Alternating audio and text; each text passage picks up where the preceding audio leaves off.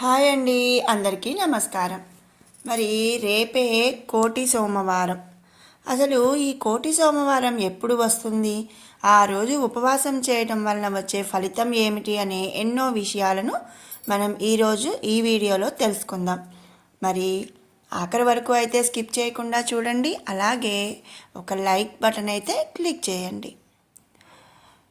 కోటి సోమవారం చాలా విశేషమైన రోజు.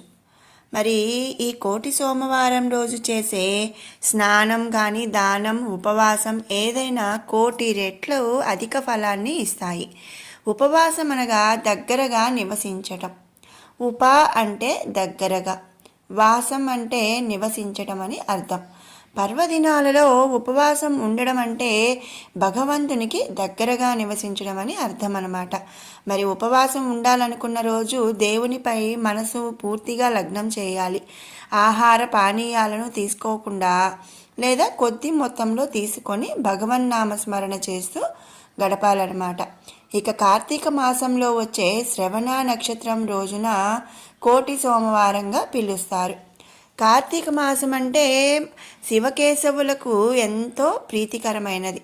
అందులోనూ శ్రవణ నక్షత్రం అంటే ఆధ్యాత్మిక పరంగా ఆ రోజును ఎంతో పవిత్రంగా భావిస్తారు. మరి ఈ మాసంలో భక్తులు భక్తి శ్రద్ధలతో అన్ని సోమవారాలు ఉపవాసం ఉండటం ఆనవాయితీ. ఈ ఏడాది అంటే 2024 సంవత్సరంలో కార్తీక మాసంలో అష్టమి తిథి శ్రవణ నక్షత్రం రోజున శనివారం రావటం చాలా అరుదు. ఆధ్యాత్మిక పరంగా ఎంతో విశిష్టమైన ముహూర్తంలో వస్తున్నందున ఈ శనివారాన్ని కోటి సోమవారంగా భావిస్తారు. ఈరోజు ఉపవాసం ఉంటే కోటి సోమవారాలు ఉపవాసం ఉన్న ఫలితం దక్కుతుందని పెద్దలు చెబుతుంటారు. ఈ కార్తీక మాసంలో శ్రావణ నక్షత్రం ఈ నెల 8వ తేదీన ఉదయం 9:25 ప్రారంభమవుతుంది. అలాగే 9వ తారీఖున ఉదయం 8:50 ముగుస్తుందన్నమాట. మరి మన పురాణాలు మరియు సాంప్రదాయాల ప్రకారం ఏ తిథి అయినా సూర్యోదయం తర్వాతే ప్రామాణికంగా తీసుకోవాలి.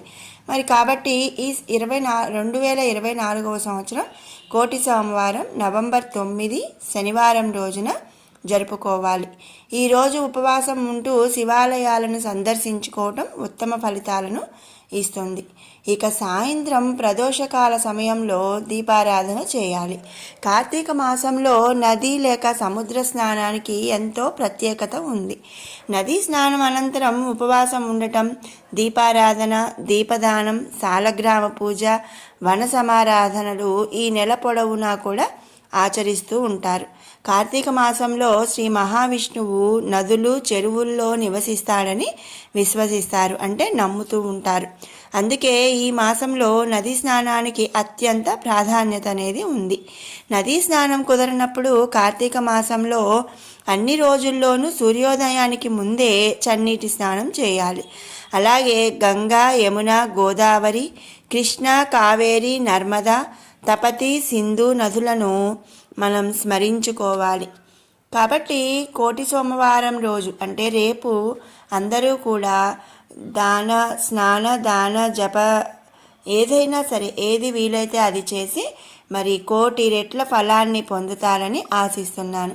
మీకు ఈ వీడియో నచ్చినట్టయితే లైక్ చేయండి, షేర్ చేయండి, అలాగే మరిన్ని అప్డేట్స్ కోసం మన ఛానల్ని సబ్స్క్రైబ్ చేసుకోండి. Thanks for watching.